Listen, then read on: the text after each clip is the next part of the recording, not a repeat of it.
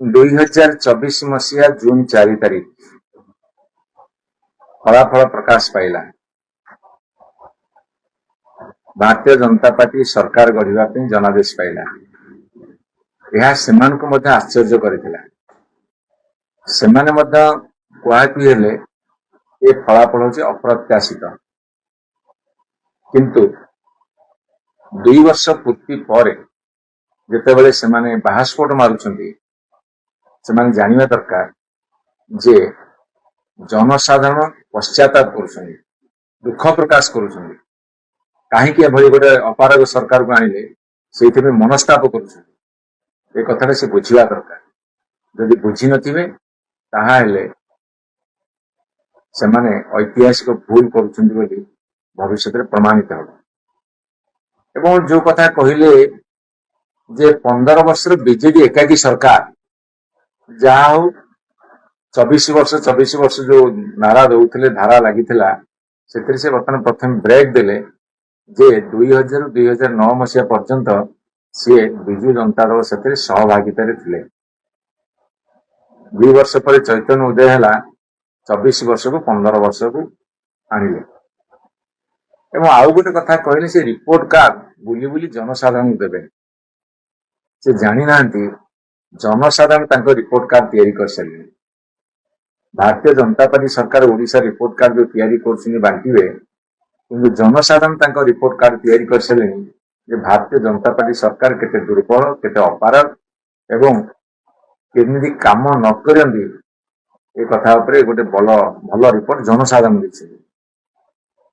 एवं सेमाने कहछन हम प्रगति और उन्नति देखि विरोधी मान चुप रही।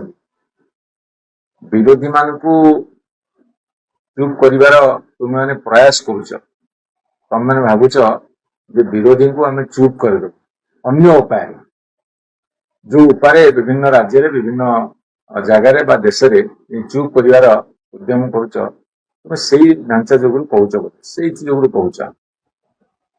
एवं आपण कहते प्रगति की गति मिली। प्रगति की गति मिलेनी, प्रगति को बर्तमान अधोगति मिली। आपण कहते प्रगति की गति मिली, आमे आपण कहूचु प्रगति की अधोगति मिली ए 2 वर्ष भितर। एवं आपण कहले दीर्घ वर्ष स्थानता को भांगी गोटे सरकार गठन करा जायछि।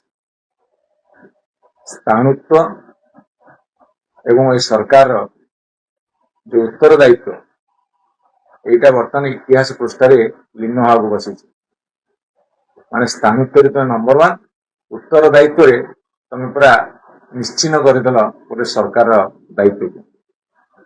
एवं आपण माने कौन कहते सबका साथ सबका विकास। विकास टा बर्तमान विनाश रे परिणत होइछि। सबका साथ सबका विश्वास, विश्वास टा बर्तमान अविश्वास रे परिणत होइछि। एवं तुम्हें कहते सबका साथ सबका प्रयास। बर्तमान प्रयास नहीं केवल अपप्रयास जारी रही। जेने तेने उपाय आम सरकार रही। विकास टा विनाश होइछि, आपनकर विश्वास टा अविश्वास होइछि, प्रयास टा बर्तमान होइछि जेने तेने उपाय आम सरकार रही। एवं आपण माने कहछन डबल इंजिन सरकार। डबल इंजिन सरकार बर्तमान डबल शोषण, डबल कर्षण, अनेक धर्षण एवं केवल भाषण।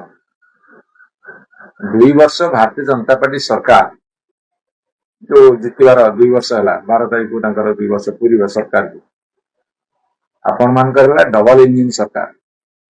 डबल शोषण चली, अनेक धर्षण हो, अनेक कर्षण लोक भोगुंट एवं आपण माने घंटा घंटा धरिकी दीर्घ समय केवल भाषण रे व्यस्त। कर्षण, शोषण, धर्षण, भाषण सरकार। रिपोर्ट कार्ड बहुत शीघ्र आसुच जनसाधारण देवे।